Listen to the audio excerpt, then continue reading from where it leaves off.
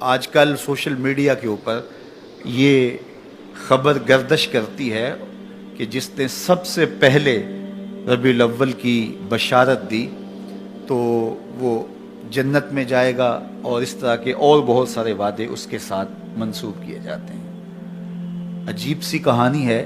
اللہ کے محبوب علیہ الصلوۃ والسلام کا کوئی حکم اس باب میں نہیں ہے، بلکہ حکم یہ ہے کہ جب 29 دن ہو جائیں تو پھر چاند دیکھو، اور اگر چاند نظر آ گیا تو ٹھیک، ورنہ 30 دن پورے کرو۔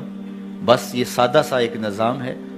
باقی وہ مبارک دن، وہ مبارک لمحے، وہ مبارک مہینے جن کے اندر اللہ تعالیٰ نے خاص برکتیں رکھی ہیں، تو ان سے برکتیں حاصل کرو۔ تو یہ جو ہم ایک وہ بھیڑ چال کے طور پہ یہ شعر ہونا شروع ہو جاتا ہے کہ فلاں مہینے کی جس نے سب سے پہلے خبر دے دی تو اس پر رسول اللہ کی شفاعت واجب ہو گئی۔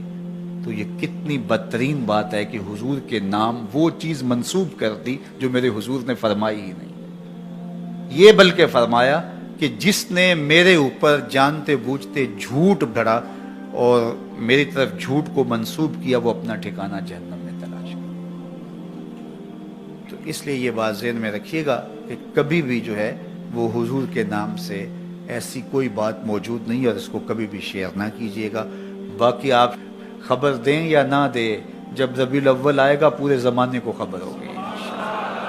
وہ مہینہ طلوع ہو رہا ہے، بلبلیں چہکنے لگیں گی، غنچے مہکنے لگیں گے، کلیاں چٹکنے لگیں گی، ناگہاں ساکن ہواؤں پر روانی آ گئی، اور چمن کے پتے پتے پر جوانی آ گئی۔ آج زانوئے ازل نے صبح پہ انگڑائی لی، اور مسکرا کر ایک کرن نے ہاتھ میں شہنائی لی۔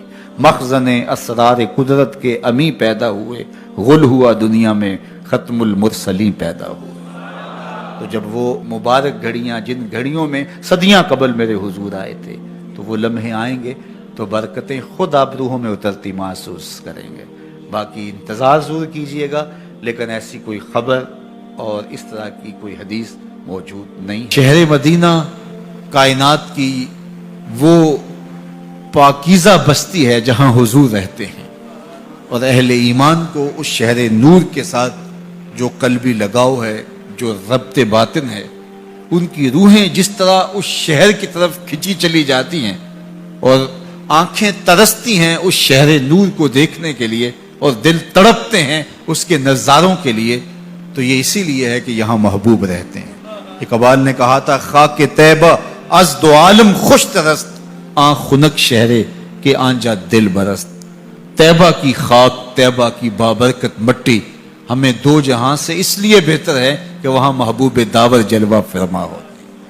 تو حضور کی وجہ سے وہ شہر خوباں، وہ شہر جمال اور وہ شہر نور عقیدتوں کا مرکز اور محبتوں کا مامن و مسکن ہے، اور اہل ایمان حج کرنے کے بعد اس شہر نور کی حاضری کے لیے ضرور جاتے ہیں۔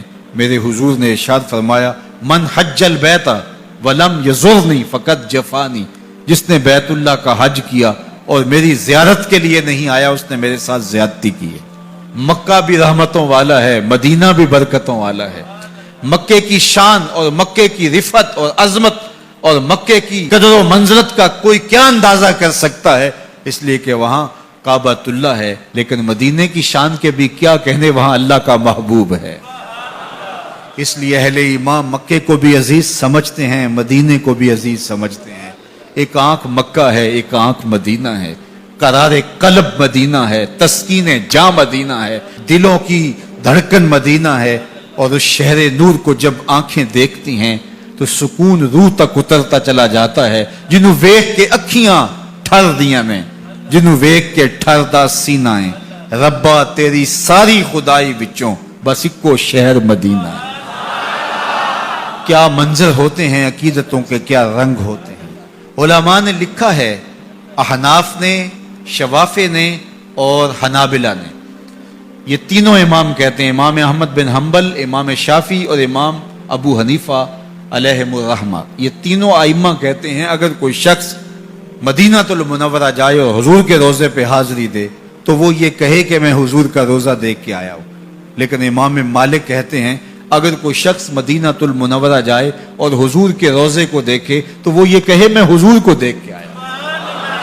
اس لیے کہ حضور کے وصال کے بعد جس نے حضور کے روزے کی زیارت کی، فرمایا وہ ایسا ہے جس طرح اس نے زندگی میں میری زیارت کی۔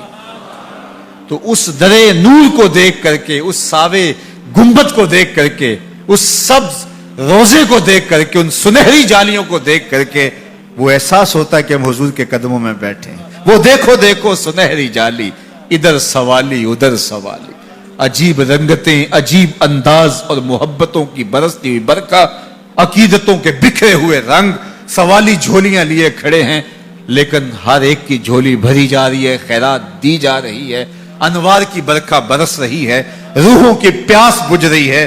تھکے ماندے ہارے ہوئے لوگ، دکھوں کے ستائے ہوئے لوگ جب حضور کے روضہ انور کی طرف رخ کرتے ہیں تو ان کے دل میں ارمان ہوتے ہیں کہ میں یہ دکھ بھی حضور سے کہوں گا، یہ دکھڑا بھی حضور کو سناؤں گا، یہ درد کی کہانی بھی انہیں کہوں گا۔ لیکن جب روبرو مواجہ انور کے ہوتے ہیں کوئی دکھ یاد ہی نہیں رہتا۔ ظہوری نے تو قلم توڑ دیا، دکھ درد کے ماروں کو غم یاد نہیں رہتے، دکھ درد کے ماروں کو غم یاد نہیں رہتے، جب سامنے آنکھوں کے غم خار نظر آئے۔ اللہ اکبر، مکے کی فضاؤں میں، طیبہ کی ہواؤں میں ہم نے تو جدھر دیکھا سرکار نظر آئے، بس یاد رہا اتنا سینے سے لگی جالی، پھر یاد نہیں کیا کیا انوار نظر آئے۔ اللہ اکبر، تو وہ کیا منظر ہوتا ہے، وہ کیا گھڑیاں ہوتی ہیں جب زائر حج کے بعد یہاں حاضر ہو رہا ہوتا ہے اور آقا کریم علیہ السلام اس پہ کیسی شفقتیں کرتے ہیں۔ یہ بیان کرنے اور گفتگو میں سمونے کا مضمون نہیں ہے، یہ کیفیات ہیں جو محسوس کی جا سکتی ہیں۔ بخدا لذت ای میں نہ شناسی تا نہ چشی، کہ یہ لذت تو جب تک چکھے گا نہیں اس کی پہچان تجھے ہو ہی نہیں سکتی ہے۔ تو میری دعا آپ سب کے نام ہے کہ اللہ آپ سب کو بار بار حج بیت اللہ اور زیارت روضہ رسول صلی اللہ علیہ وآلہ وسلم نصیب فرمائے۔